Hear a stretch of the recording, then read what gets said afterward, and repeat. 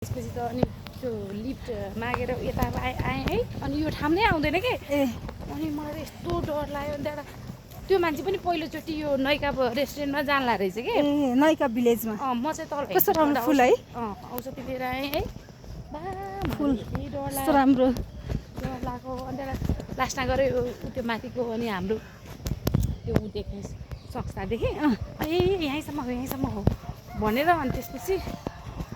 अनि त्यसमा जानुभयो झर्नुभयो अनि झरेँ थ्याङ्क यू भने त्यो मान्छेलाई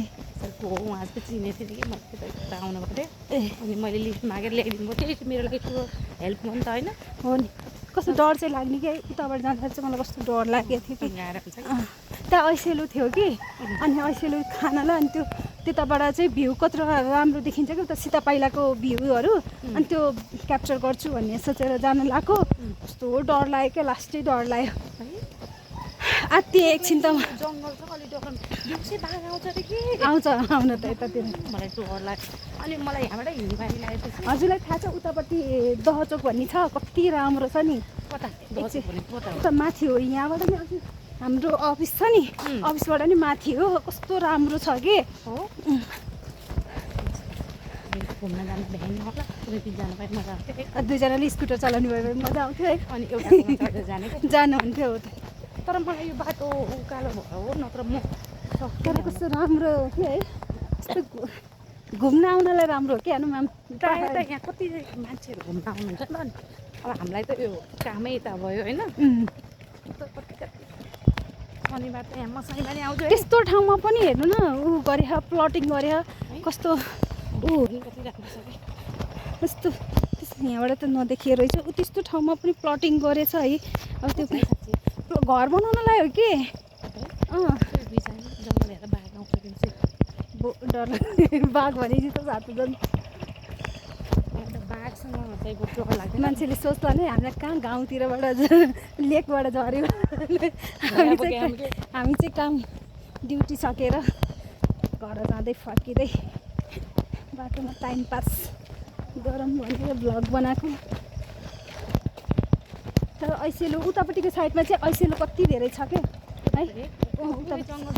हजुर म भएको बेलामा त उताबाट जान नि केही फरक पर्दैन हो हुन त त्यहाँबाट जान त 10 मिनट लाग्छ हामी यो त कोलोनी पो रहेछ है श्री कङ्कली माईको colony Mai colony hello guys यस्तो राम्रो पुरै डाँडा काँडा यो ठाउँमा घुम्न आउन नि दामी छ फेरि है नाइट स्टे चाहिँ दामी छ कि यतातिर चाहिँ है माथि हामी बसेको के बिहे गरेको भर्खर 4-5 दिनपछि कस्तो 5 बजेपछि त पुरा जाडो हुने कि लास्टै जाडो हुन्छ थुथुरका त्यहाँनिर कस्तो राम्रो मोमो पाउँछ त्यहाँ मिठो जानुभयो खाजा खाने ठाउँ यो बाटो हिँड्नु रहेछ त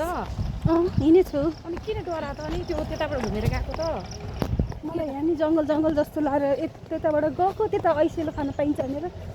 मिठो मोमो पाइन्छ गाइज हस्बेन्डसँग कता खानेकुरा खाना त म कहाँ पुगेको छैन भन्नु न मैले फोटो भिडियो हाल्दिनँ र मात्रै हो नत्र खाजा खान त म जहाँ पनि पुग्ने हो कि साथीहरूसँग अहिले झन् हस्बेन्ड साथी सबै नजिकको मान्छे पैसा नभए नि उसैसँग भयो नि जान पाइयो होइन आफूसँग नभए नि साथीहरूसँग त पैसा हुनै पर्छ जानलाई होइन आफ्नो उसँग जाँदा त मलाई चिर पैसा नभए नि फरक परेन के बन्दै हो यहाँ घर बन्दै रहेछ घर हो कि के हो के सस्ता गणेश मानसिंह स्मृति ल है त यही हो